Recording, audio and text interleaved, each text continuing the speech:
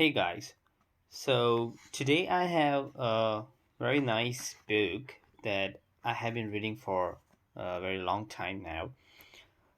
It's called Rich Dad Poor Dad. I hope that everybody knows that book already.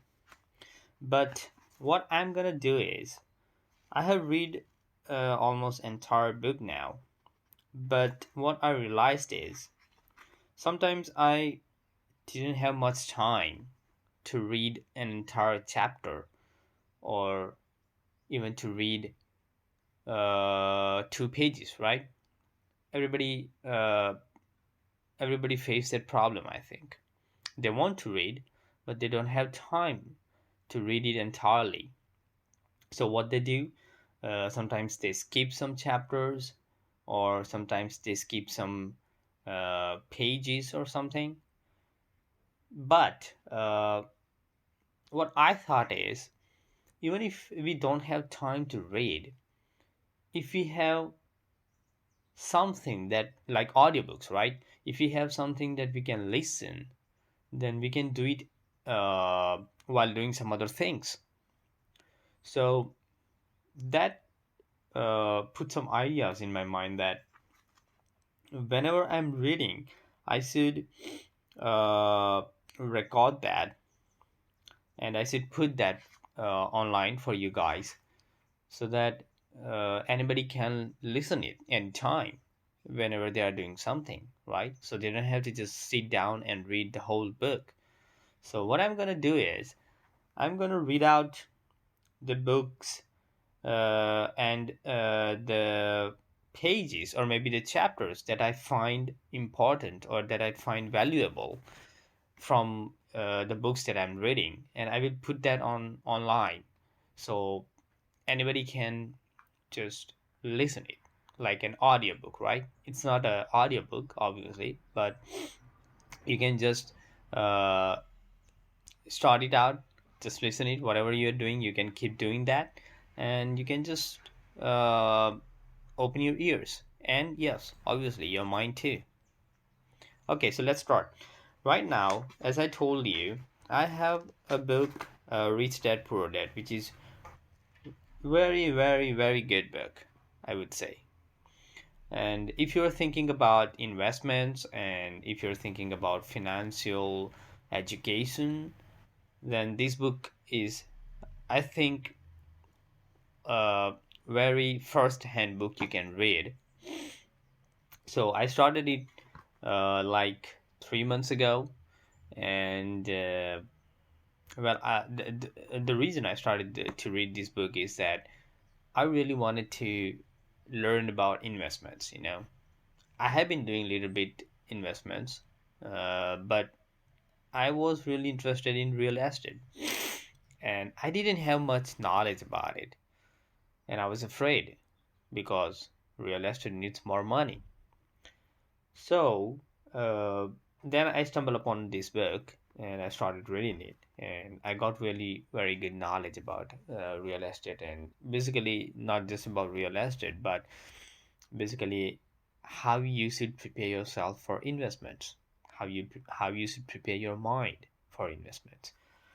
Okay, so well, right now, what I want to read out is the chapter 8 of this book, which is, I think, almost the last of the book. But in this chapter, there is very good thing that author has written is the author has offered 10 steps as a process to develop uh, your God-given power, the power which only you can control, which is written in this uh, chapter.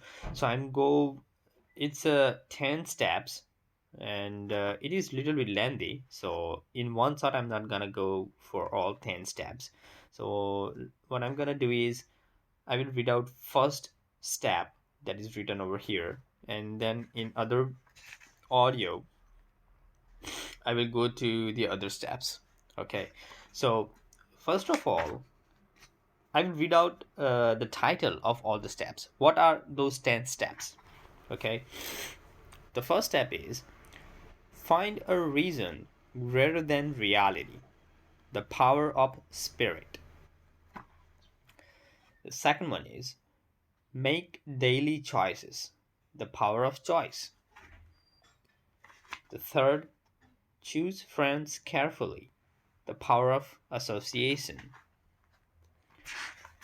The fourth, master a formula and then learn a new one, the power of learning quickly.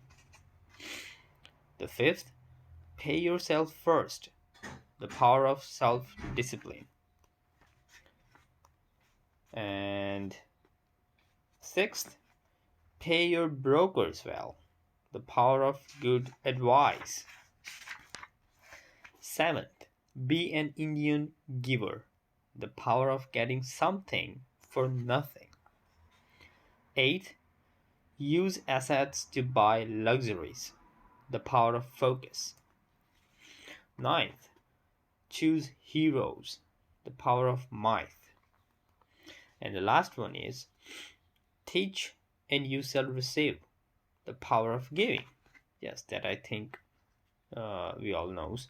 Anyway, so let's go into deep in the first reason, that was find a reason greater than reality, the power of spirit. Okay, so I'm gonna read each line one by one. If you ask most people if they would like to be rich or financially free, they would say yes. But then reality sets in. The road seems too long, with too many hills or to climb. It's easier to just work for money and hand the excess over to your broker.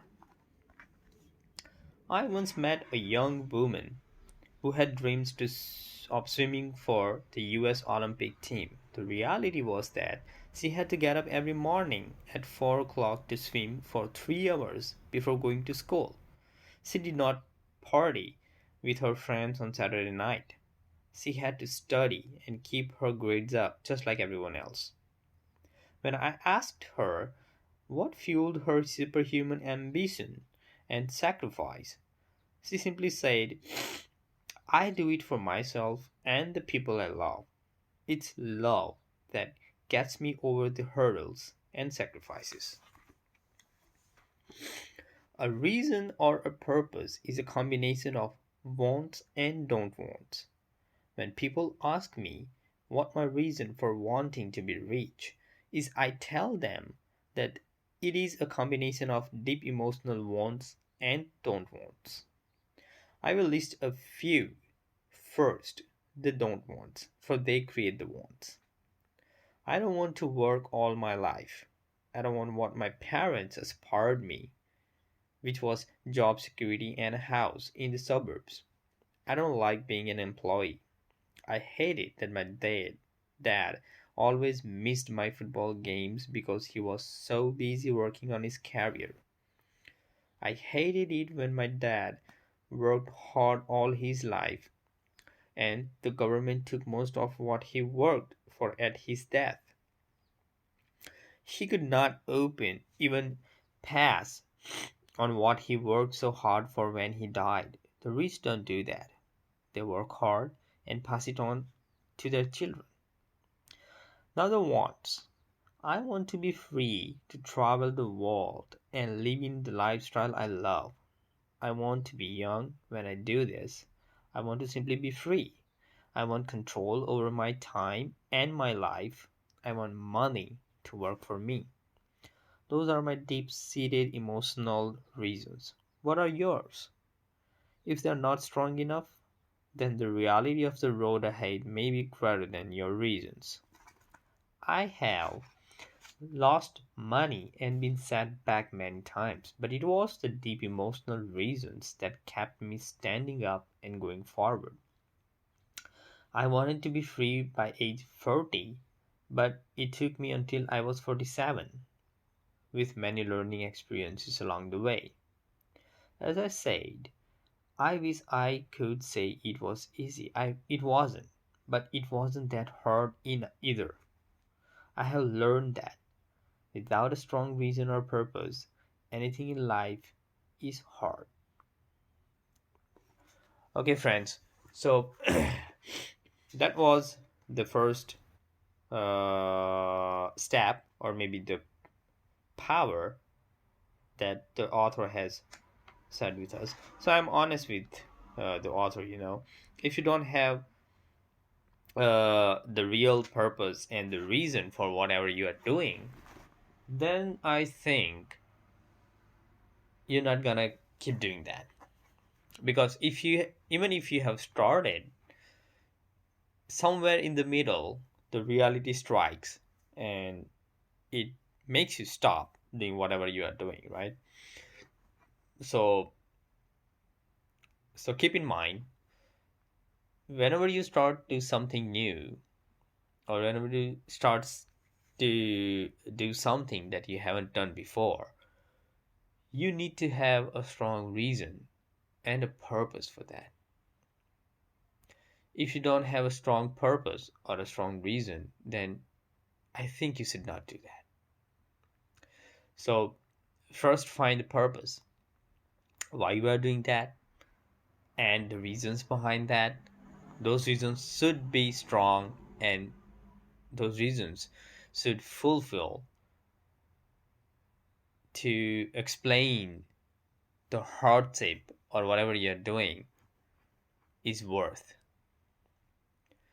Okay, guys, so this is all for today. I will tomorrow I will read again uh, the power two, the step two, which is make daily choices, the power of choice. This is so important. So yeah, let's meet tomorrow again. Bye bye, everyone, and stay safe and keep doing whatever you are doing. Okay.